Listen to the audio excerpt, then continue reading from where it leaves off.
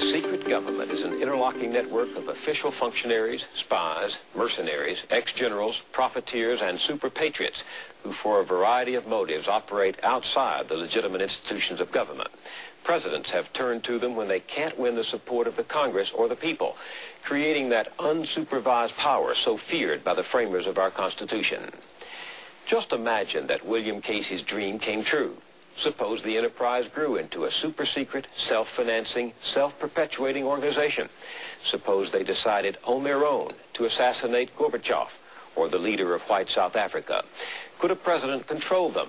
And what if he became the enterprise's public enemy number one? Who would know?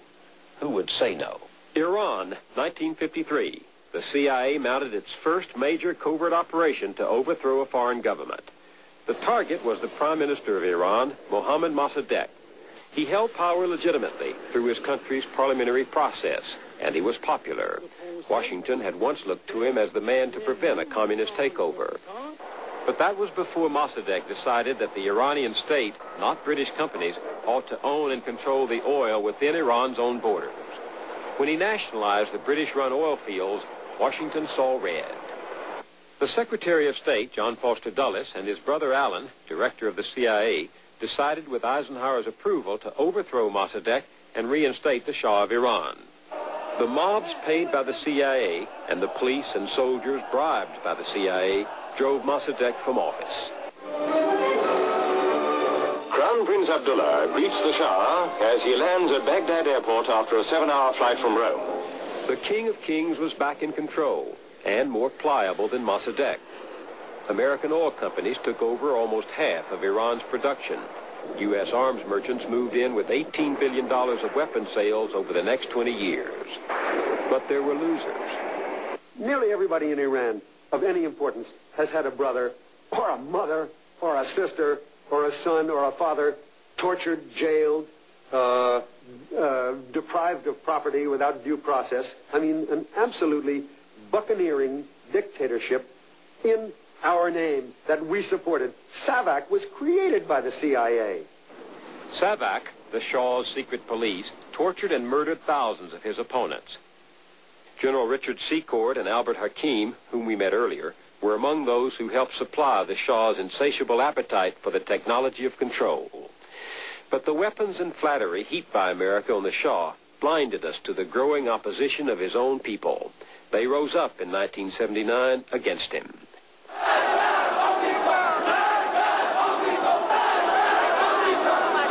Death to the Shah, they shouted.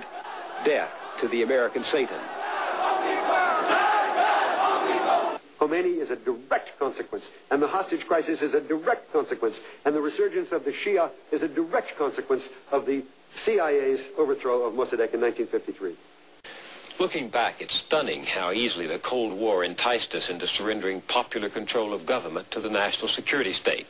We've never come closer to bestowing absolute authority on the president. Setting up White House groups that secretly decide to fight dirty little wars is a direct assumption of the war powers expressly forbidden by the Constitution.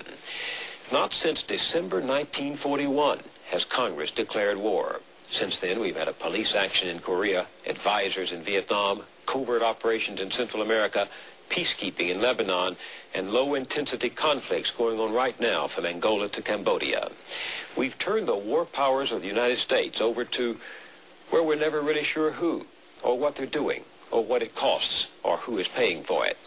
The one thing we are sure of is that this largely secret global war, carried on with less and less accountability to democratic institutions, has become a way of life. And now we're faced with a question brand new in our history. Can we have the permanent warfare state and democracy too? A shellfish toxin. In 1975, as the war in Vietnam came to an end, Congress took its first public look at the secret government. Senator Frank Church chaired the Select Committee to study government operations. The hearings opened the books on a string of lethal activities, from the use of electric pistols and poison pellets to mafia connections and drug experiments. And they gave us a detailed account of assassination plots against foreign leaders and the overthrowing of sovereign governments. Yes, it does. We learned, for example, how the Nixon administration had waged a covert war against the government of Chile's president, Salvador Allende, who was ultimately overthrown by a military coup and assassinated. Like Caesar peering into the colonies from distant Rome, Nixon said the choice of government by the Chileans was unacceptable to the President of the United States. The attitude in the White House seemed to be, if in the wake of Vietnam I can no longer send in the Marines, then I will send in the CIA. This remains for me the heart of the matter. The men who wrote our Constitution, our basic book of rules, were concerned that power be held accountable. No party of government and no person in government, not even the president, was to pick or choose among the laws to be obeyed. But how does one branch of government blow the whistle on another?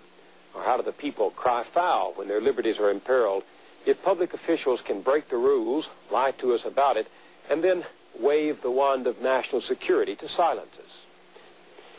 Can it happen again? You bet it can.